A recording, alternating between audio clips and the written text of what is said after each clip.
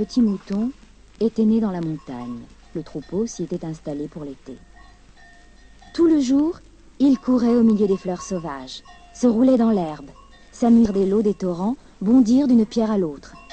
Et la vie lui paraissait un jeu continuel, auquel le son du pipeau, dont jouait le berger, donnait par moments l'apparence d'un rêve.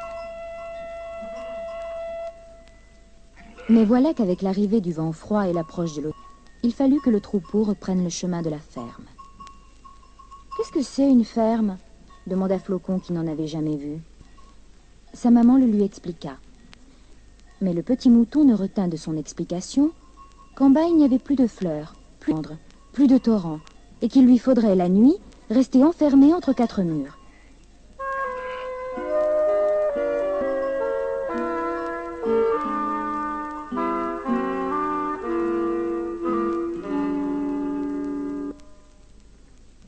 Les premiers jours que Flocon passa dans la vallée ne furent pas désagréables.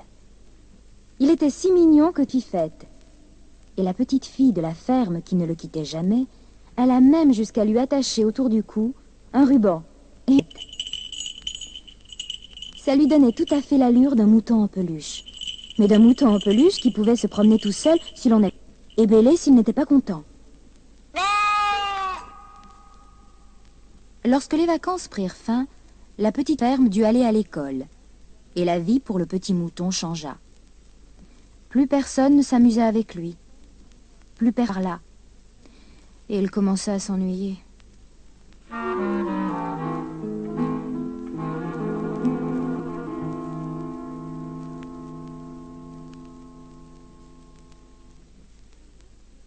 Tout le jour, il allait d'un ferme à l'autre, essayant de retrouver dans le pré quelques-unes des fleurs qu'il avait vues dans la montagne. Ou bien, il attendait que l'eau calme se mette à courir, comme celle des torrents. Mais des fleurs, il n'y en avait plus, et l'eau de l'étang restait immobile.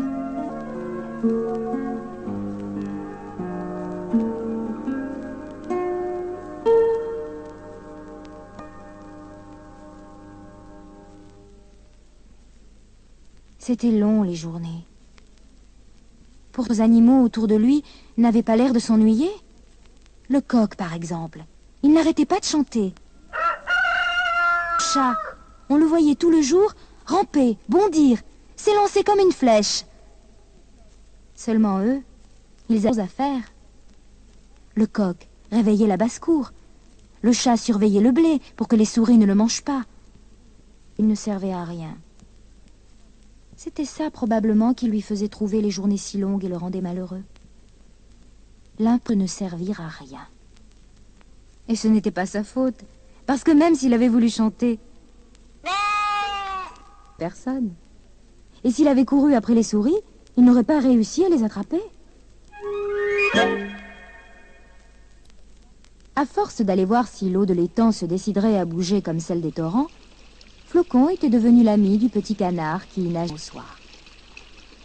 Ce fut à lui qu'il alla demander ce qu'un mouton devait faire pour servir à quelque chose. « Je n'en sais rien, moi, » répondit le petit canard. « Je les ai toujours vus en train de manger de l'herbe. »« Ça ne sert à rien de manger de l'herbe. »« Alors que oui, puisque c'est ce que font tous les moutons. »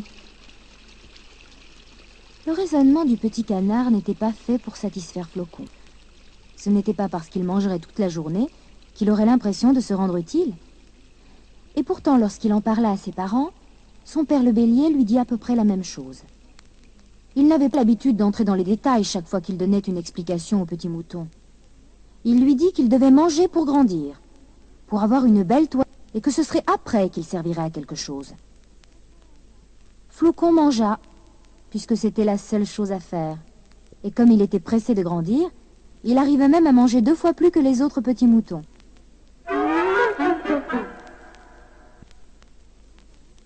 De temps à autre, Flocon retournait à la mare pour voir son ami le canard.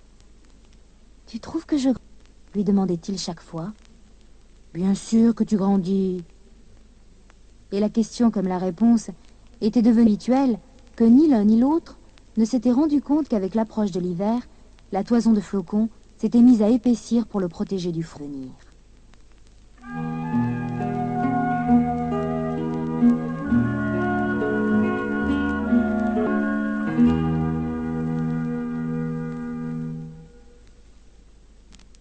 Un matin, lorsque Flocon se réveilla, il faisait plus froid qu'à l'ordinaire.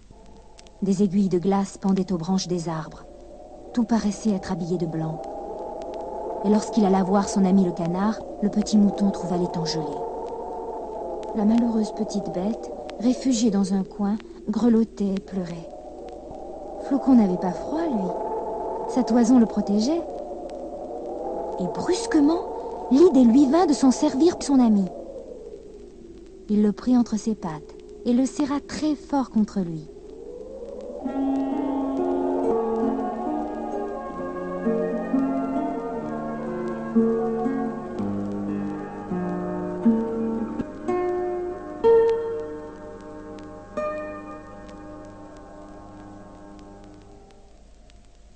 Lorsque le canard eut retrouvé un peu de chaleur et que ses larmes cessèrent de couler, le petit mouton se sentit très heureux. Pour lui, il avait servi à quelque chose, et l'impression de ne plus être inutile lui donna envie de courir et de sauter, comme lorsqu'il se trouvait au milieu des fleurs sauvages et des torrents. « Je reviendrai tous les jours, » dit-il au petit canard avant de le quitter. Et tous les jours, pour que son ami ne souffre pas trop de l'hiver.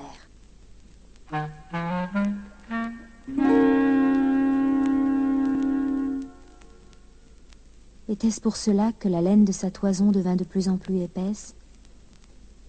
Le petit n'était pas loin de le croire.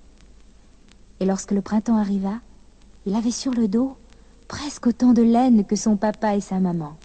Seulement son ami le canard n'avait plus besoin de lui.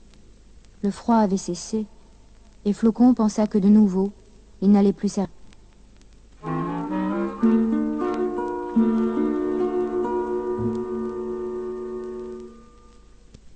Ce fut sur ces entrefaits qu'il se rendit compte que les oiseaux venaient chercher dans les buissons les brins d'herbe qui s'y trouvaient.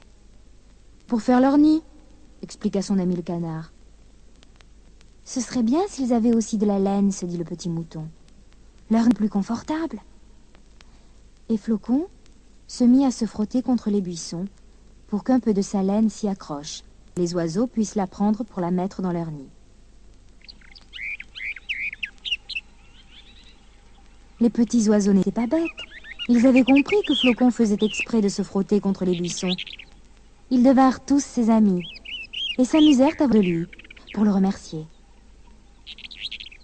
Bientôt, les animaux de tous les environs se dirent l'un à l'autre qu'il y avait à la ferme un petit mouton tout couvert de bouclettes qui ne pensait qu'à rendre les autres heureux et qui était gentil comme un ange.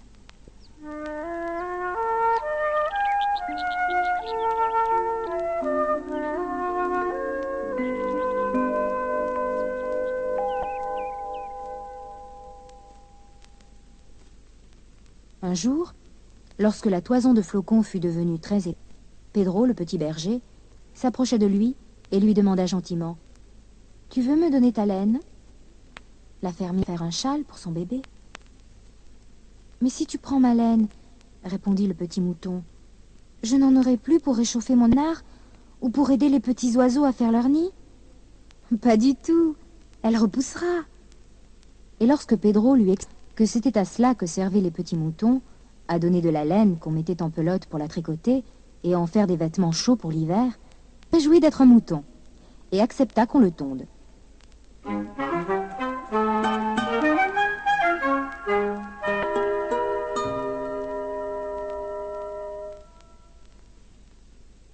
C'est bien d'être un mouton, dit un jour le chat qui avait appris que grâce à lui, le bébé de la fermière aurait chaud cet hiver.